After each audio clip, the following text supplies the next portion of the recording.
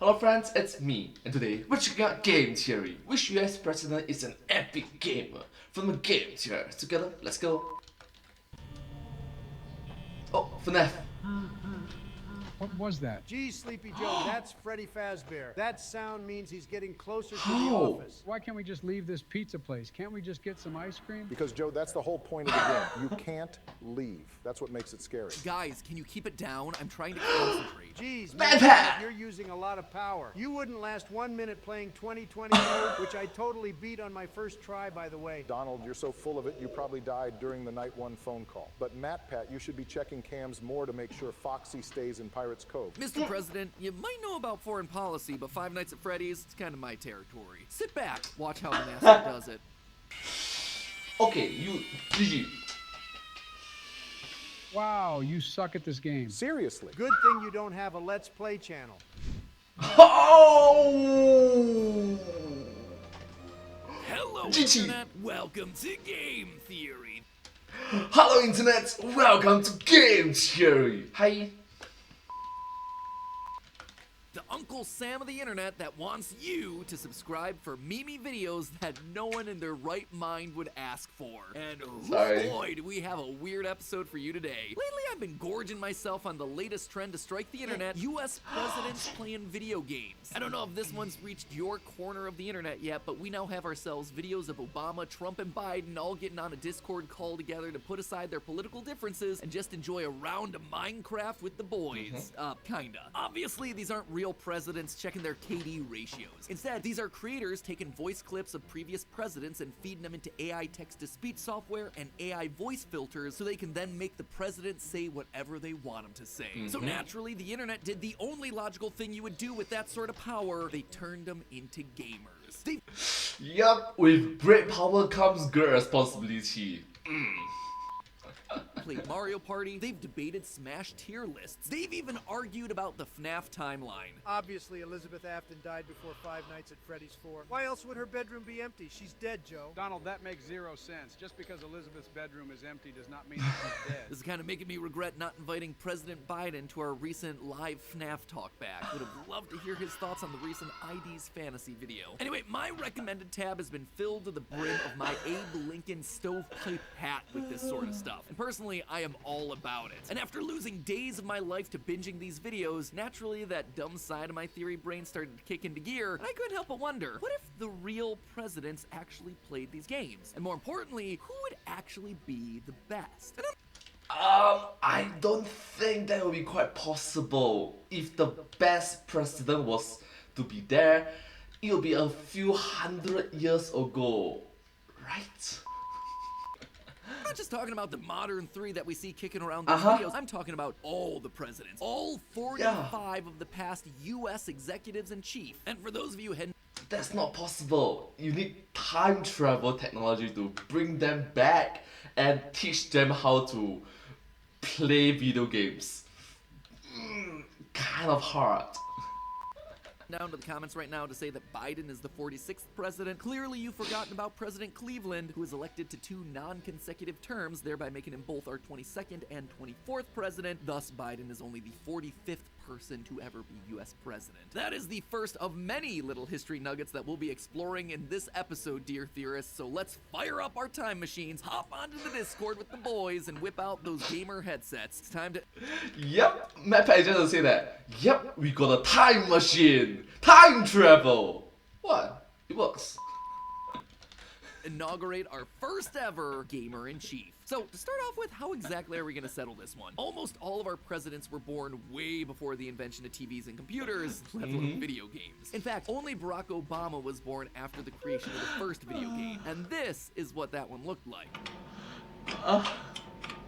So, not exactly fertile ground for our potential POTUS players. That being said, the presidents were pretty talented people. I mean, they ascended to the highest office in the land to become leader of the free world. They're obviously going to be good at some stuff, right? But which of the traits are actually going to help them become the kings of Kong, the sultans of Smash, the maestros of Mario? well, let's just go through some of the skills that we Mario! need to make good gamers, and then look through the historical records to see if any of our presidents can fit the mold of the most elitist of gamers. Fortunately for us, there's been a huge surge of research into what actually makes the best gamers. Finally, we're getting ourselves some scientific recognition, and one of the key things that studies have pointed to is raw intelligence. With so many players playing video games these days, there's a collective desire to find out the most elaborate and efficient strategies. That means that the amount of information you have to juggle at once is higher than ever before. I mean, feels like you kind of need a PhD in Pokemon battling just to be able to play versus battles online, let alone competing in real-life tournaments. I gave my Screamtail enough investment to outspeed Choice Scarf Annihilate. Then I invested enough in its defense to allow it to survive Adamant Life Orb, Max Attack,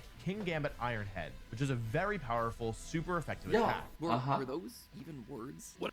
MatPat, those were words. I don't understand. Those were some very simple to understand words. So, Whatever they were, a study from the University of York did end up showing a strong correlation between players who were best at MOBA games like League of Legends and Dota 2 and how they performed on IQ tests, with the most skilled players having the highest IQ scores. So if the top gamers are the ones with the highest IQs, which of our American presidents is ready to pull off those big-brained plays? Enter Keith Simonton, a professor out of UC Davis who published a study back in 2006 in the Journal of Political Psychology where he attempted to calculate the IQ and other traits of all the presidents, from George Washington to George W. Bush. He did this by analyzing their speeches and other public records. It's not like he could go out and give Millard Fillmore an IQ test or anything. Some of the presidents that occupied his top spots probably aren't too surprising. You've got Thomas Jefferson, writer of the Declaration of Independence, John F. Kennedy, who was able to read 1,200 words per minute, which is 5 times the human average, and Franklin Pierce, a president that none of us remember, but who had himself a pretty solid memory considering he memorized his entire 3,300 word inaugural address by heart. To give you some context, a typical game theory script is about 3,500 words, so this guy has got Rosalina is Peach's daughter theory on lock. All that being said though, standing alone at the top of the IQ leaderboard with a skull-shattering IQ of 175, it's our 6th president, John Quincy Adams. 175 IQ is higher than one of the most notable smart men in history, Mr. Albert Einstein. So, you know, if you put JQA into the MOBA arena, he's gonna stomp on the competition. But obviously IQ isn't the be-all end-all here. The study even acknowledges this. While players with the highest IQ scores were the best at MOBAs like League of Legends and Dota, there wasn't a strong correlation between intellect and more action-based games like first-person shooters. While MOBAs rely on memory and strategic decisions, first-person shooters have a focus on speed and target accuracy. And if our gamer president is gonna dominate the entire gaming scene, he's gonna need a little of both. And knowing that,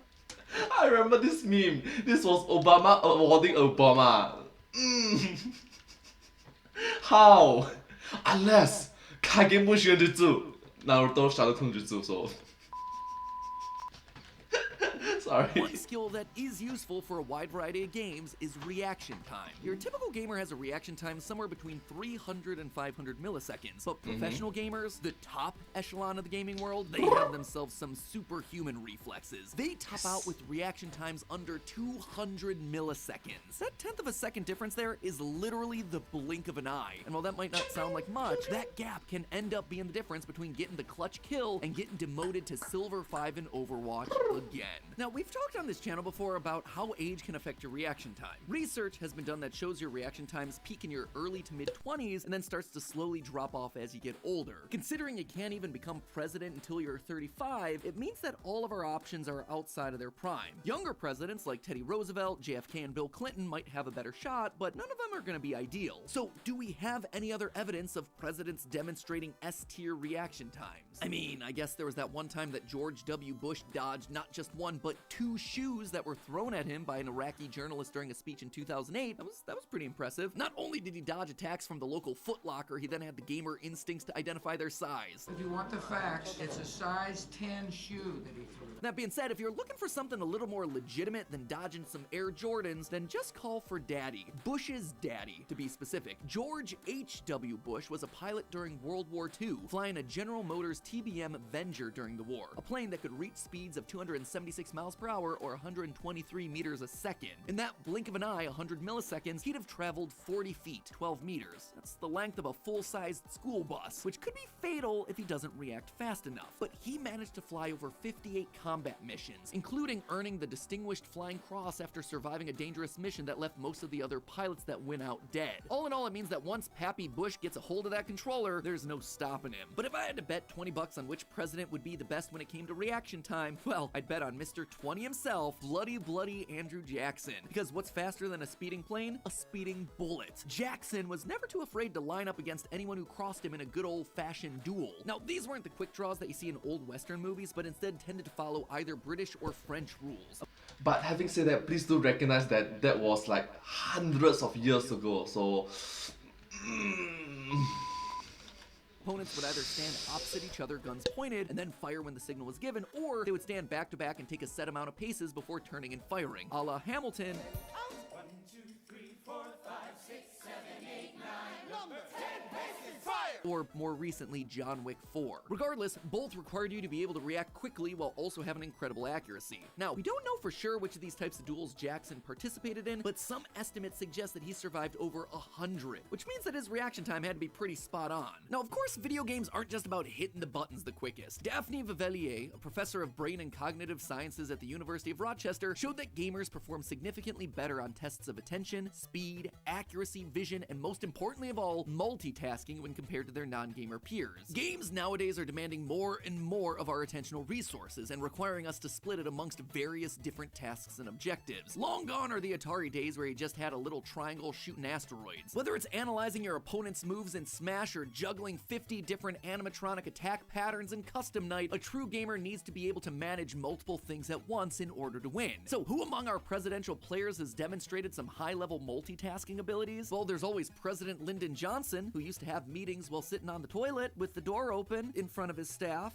I guess that's a type of multitasking. All of these men are just the worst, aren't they? There are also other more normal examples, like John F. Kennedy, who would draw little sailboats during intense meetings, which is a little concerning to think about. Like, was he doodling catamarans during the Cuban Missile Crisis? Although I guess he got the job done, so we can't really fault him on that one. But it's one thing to be able to do two tasks that involve different areas of the brain. It's another to be able to do two tasks that involve the same part of the brain, which is exactly what Bill Clinton would do. He would have himself some serious political conversations with advisors while also solving the New York Times crossword puzzle. I mean, it's pretty hard to do two things that both require language processing. The wires are gonna get easily crossed, which thereby makes what Billy C did that much more impressive. In a video game, Clinton would be able to take in everything that's going on, but still have the brain power to start trash talking the competition. And speaking of, I think we can all agree, even if science doesn't reflect it, trash talk, an essential part of that gamer experience. And Reggie, for being the president of Nintendo, you suck at Smash Bros. So I spend 16 hours a day running a company. You spend 16 hours a day playing Smash. So if presidents of Nintendo need to trash talk to be the best, well then presidents of America need to do the same. And let's be honest with ourselves, most presidential campaigns at this point are just chances for them to trash talk each other. You mentioned the Navy, for example, and that we have fewer ships than we did in 1916. Well, Governor, we also have fewer horses and bayonets because the nature of our military's changed. I have as much experience in the Congress as Jack Kennedy did. I served with Jack Kennedy. Jack Kennedy was a friend of mine. Senator, you're no Jack Kennedy. And when it comes to the absolute king of trash talk, there's no one else to choose but William Henry Harrison. During the election of 1840, Harrison and his VP pick John Tyler were running to unseat President Martin Van Buren. Harrison's campaign released a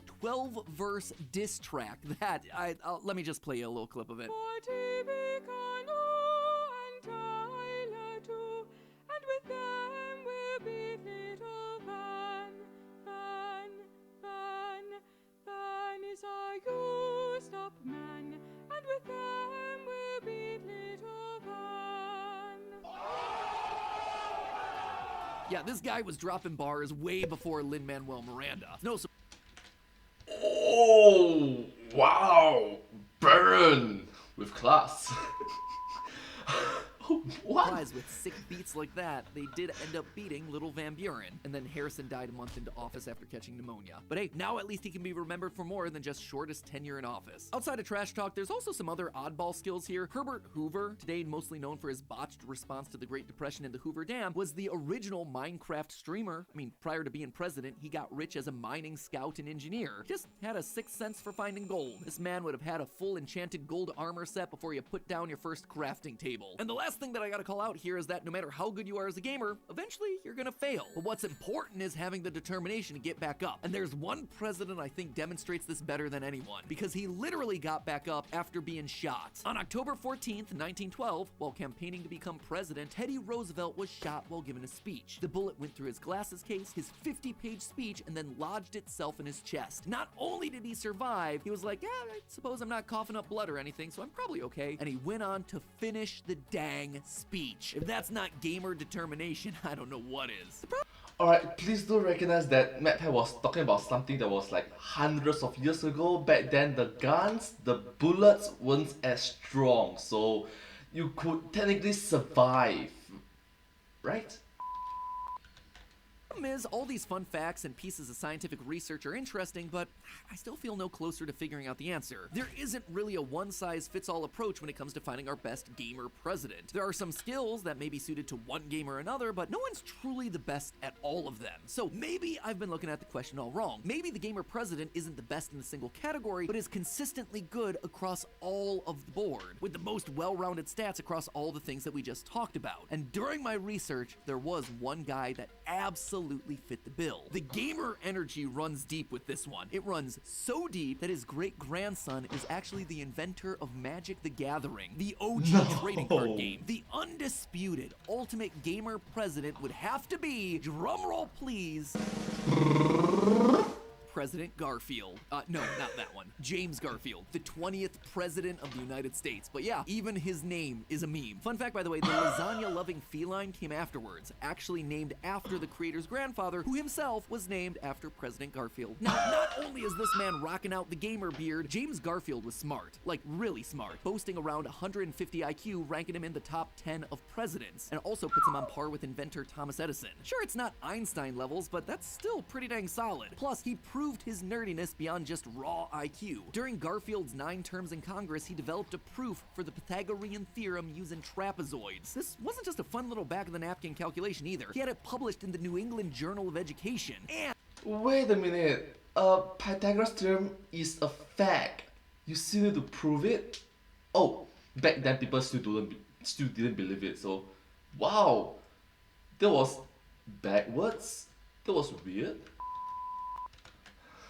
And he did it while shooting the breeze with his colleagues in the congressional cafeteria. Intelligence, my name is Garfield. He was also quadrilingual, able to speak English, German, Greek, and Latin. And it gets even cooler than that. He was ambidextrous, meaning that he was good at using both his right and his left hands. To show off his bihandular prowess, he would ask his guests to give him a question that he'd then write his answer to in Latin with one hand and in Greek with the other hand at the same time. If that isn't an incredible show of both hand-eye coordination and multitasking, I don't know what is. His reaction times also weren't something to be overlooked. He, like many of our presidents, served in the military during part of his life, and actually fought in a few high-powered battles during the American Civil War. While there doesn't seem to be any record of his actual skills with a gun, the fact that he not only helped win the Battle of Shiloh, the bloodiest of the war, but also walked away completely uninjured shows that he must have had some level of skill when it came to firing his own weapon and avoiding others. Or, you know, maybe just hid in the corner and camped the whole time, which again, that's a very valid gamer skill that works for a lot of people. But to top it all off, there are 2 things about Garfield that I'm sure a lot of you #gamers out there can relate to. Well, he was certainly born before the invention of the video game. He was not unfamiliar with late-night gaming sessions. Turns out, he was an avid chess player, and it was said that the president, quote, enjoyed the game to the utmost, but had to deny himself even this pleasure when it repeatedly carried him into late hours of the night. If Doritos and Mountain Dew had been invented for this guy, I'm sure he would have been chowing down on those too like a true gamer. Secondly, he proved himself to have an ability to win in unconventional ways. Sometimes he wasn't even trying to. Case in point, the way he actually became president. During the election of 1880, Garfield, then a lowly congressman cranking out mathematical proofs, went to the Republican National Convention to give a speech in support of fellow Ohioan and Secretary of State John Sherman. However, the party couldn't find a majority consensus between Sherman, former President Ulysses S. Grant, and Senator James Blaine of Maine. The party did 35 rounds of voting before they decided on a compromise, picking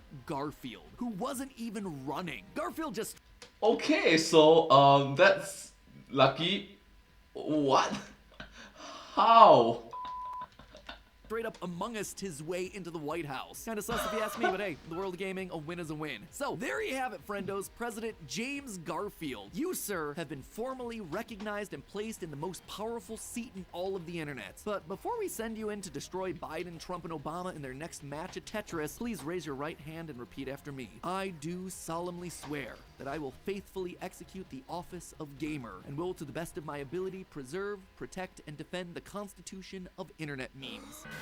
Wait, Garfield doesn't have himself an AI voice synthesis? Get on that, boys! This man demands your respect. All hail to the chief, the Master Chief. But hey! Matt Pat, why didn't I get a mention? Because you're not a winner, Joe. Then why wasn't I mentioned? I'm also a winner. Shut up, Richard. People only know who you are because of Futurama. You want to go, Barack? I'll beat you in anything. Bully, sounds like we've got a good old-fashioned game of digital fisticuffs. And I have just the game for you guys to duke it out in. The sponsor for today's episode, Warpath. Now, we've talked a lot about random facts of history, but it's one thing to talk about it, it's another thing to actually experience it. And with Warpath, you can do exactly that. Take part in battles throughout history, all revived with new, modern, real-time strategy gameplay that feels like it's catered directly to you, the gamer, or honestly to me as a history buff. If you don't know, my son Ali is actually a bit of a vehicle enthusiast. He loves going to car shows and seeing how all the engines work. So inevitably, I had to learn a lot about different kinds of planes, jeeps, tanks, and now I get to actually put that knowledge to good use. With 9 types of units and over 200 types of military equipment, there are so many ways to approach each situation, and I, for one, am ready for it. Ha,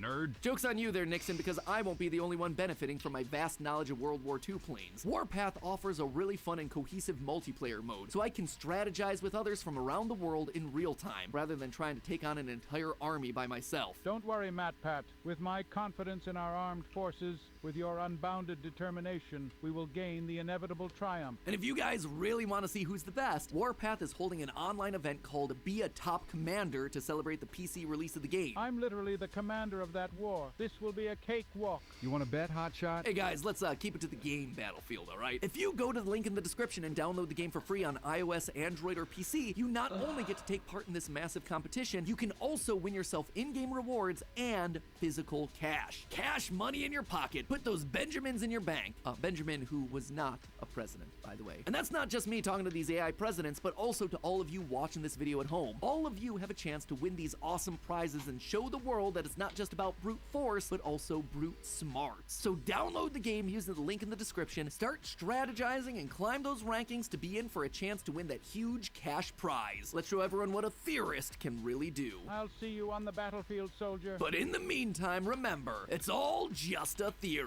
A game theory. Thanks for watching. Thank you so much for watching this video. I hope you find this video quite interesting to watch. A lot of funny aspect to it, so thank you. What is the comment section saying about this video? Okay. Put your military strategy to a test. Download Warpath today. Yo, firsts. Yo, hi. First, hi. First, E. Don't read my name. Don't read my profile picture. You know what? I'm going to respect it and I'm not going to read it. Okay, never in my life did I think that MatPat would make a theory on the AI president. I can't believe MatPat actually got three US presidents to collab for this video. Game Theory really got a long way. Game Theory really come a long way. Never thought in a million years that MatPat would make a theory on gaming presidents. So yeah, thank you so much for watching this video, but hey, that's just a theory. A game theory. Thanks for watching.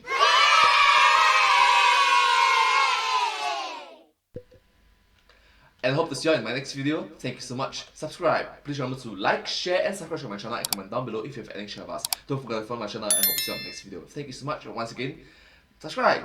Thank you.